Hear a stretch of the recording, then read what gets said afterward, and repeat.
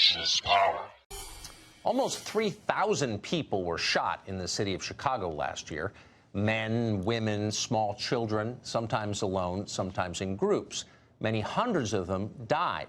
Not a single one of those people received anything like the attention the media have lavished on a relatively minor assault alleged by the television actor Jussie Smollett.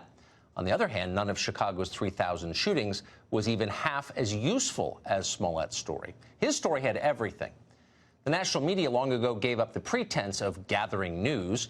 Journalism is now explicitly a political job. The point of it is to enforce cultural orthodoxies and punish enemies.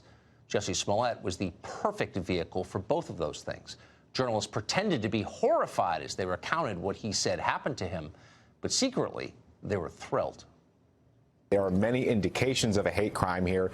They are looking for two suspects who were apparently wearing Make America Great Again hats, though that has not yet been officially confirmed. We don't know what happened to Jussie, but what we do know is that racism is alive and well in this country. There is real evidence of people who have done these crimes who cite that the president has inspired them. The fact that they reportedly said this is MAGA country adds to sort of the atmosphere of menace that African Americans in particular and people of color in general have felt since the advent of the Trump administration. And the media has really cast so much doubt on his story, which I find so personally offensive, that a gay black man is targeted and then suddenly he becomes the victim of people's disbelief. Why?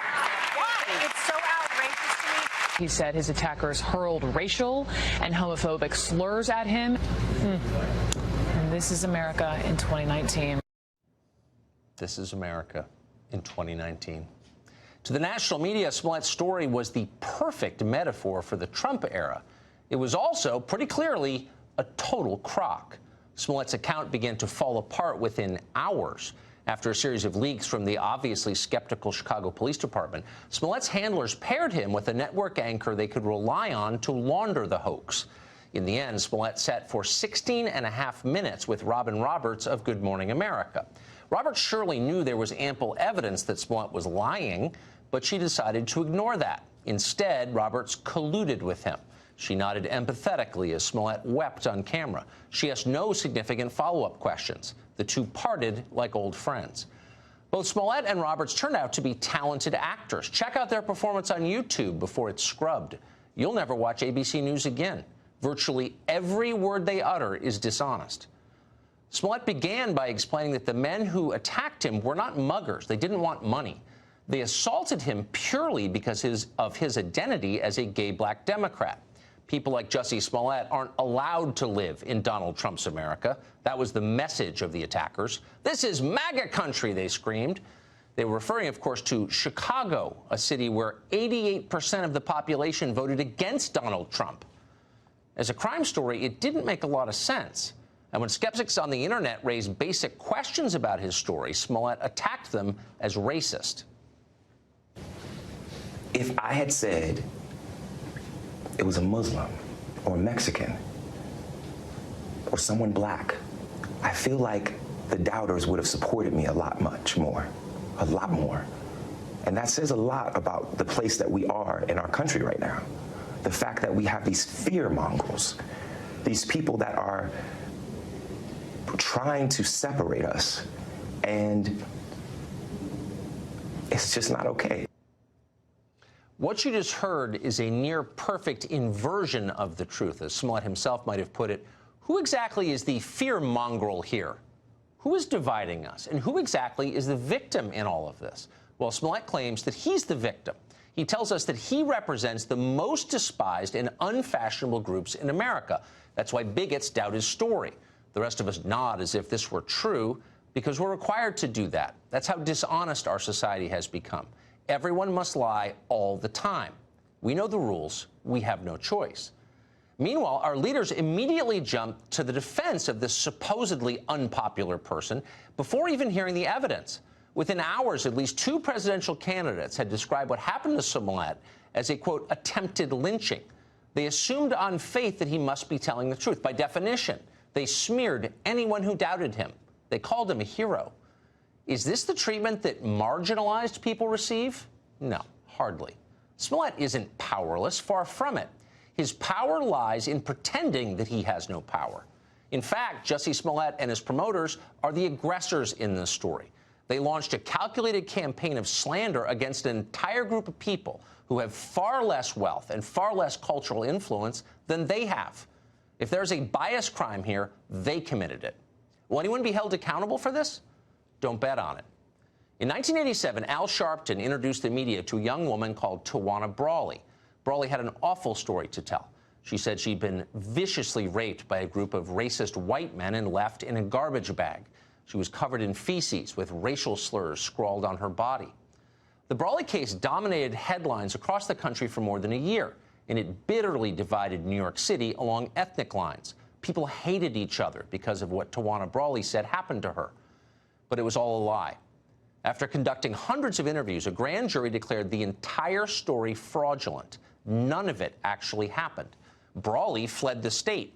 A judge ordered Al Sharpton to pay for damages for accusing innocent men of rape. That should have been the end of Al Sharpton's career, yet just the opposite happened. Before he promoted Tawana Brawley's lies, Sharpton was best known as a small-time hustler, an FBI informant from Brooklyn, a man who'd once been James Brown's road manager. After he perpetuated the single most destructive racial hoax in memory, Al Sharpton got a promotion. He became a world-famous civil rights leader. He ran for president. He became a policy advisor to Barack Obama. According to visitor logs, Al Sharpton was invited to the Obama White House more than 80 times. He got his own show on MSNBC, which he still has. Sharpton has never apologized or even acknowledged the harm he did to this country by lying about Tawana Brawley. No one has forced him to. The lesson of Al Sharpton was clear to everyone watching. There are no penalties for hate hoaxes. There are only rewards. Not surprisingly, there have been many more since. The incident escalated dramatically after the 2016 election. The Muslim student in Louisiana who claimed she was assaulted by racists in Trump hats. The Muslim woman in San Diego who alleged the same. An anti-Asian attack in Minnesota, an anti-gay attack in California, a racial attack in Delaware, racist graffiti at the Air Force Academy, anti-Semitic threats phoned into Jewish community centers. All fake. Those and many, many more.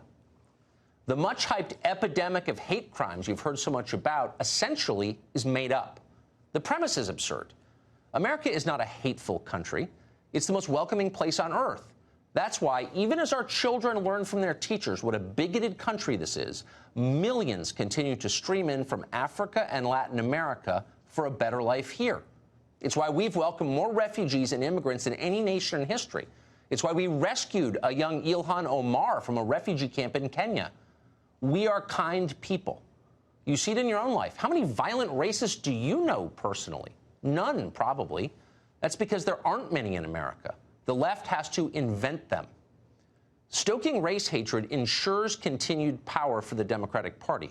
Divided populations are easier to manipulate and rule. There would be no Democratic coalition without racial animosity.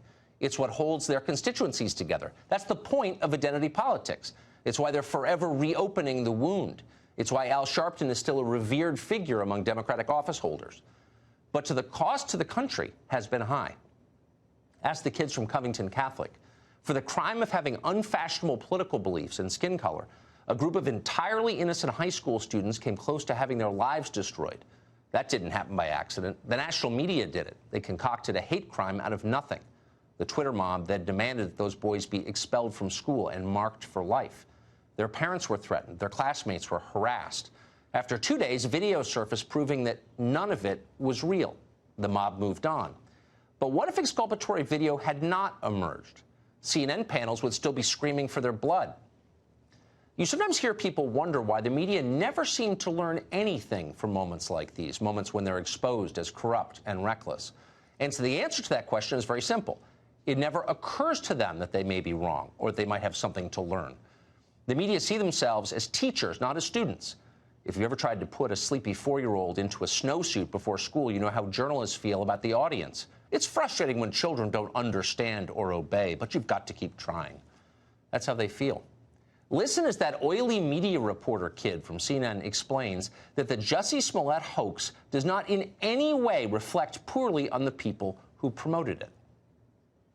Perhaps the questioning was not tough enough on Good Morning America, but ultimately this is not about the media or about politicians or activists or any of the people that might have been fooled. It's about Jussie. Oh, yeah, it's about Jussie. It definitely has nothing to do with any of us in the media who uncritically repeated his lies night after night for political effect. It's Jussie's problem now. That's Nancy Pelosi's new position, too, by the way. Almost immediately after Smollett's story hit the newswires, the Speaker of the House denounced the racist and homophobic attack. Quote, "May we all commit to ending this hate once and for all." Pelosi has since deleted that tweet. She has not apologized for her own role in perpetuating that hate. Pelosi should apologize, and not simply because it's good manners. Hate hoaxes make ethnic groups fear and distrust each other. That's a dangerous thing to do in a country that's becoming more diverse by the day. The only way to prevent future Tawana Brawleys and Jussie Smolletts is for the people who've promoted these lies to acknowledge what they've done, ask for forgiveness for doing it, and pledge to stop judging others on the basis of racial stereotypes. We need to resolve the Jussie Smollett story. We can't just move on to the next thing and act like it never happened, which is their plan. Smollett himself made that point, actually, at the end of his interview on Good Morning America. Watch. I still want to believe, with everything that has happened, that there's something called justice. We've got that in common. Something called justice. We all want to believe in that.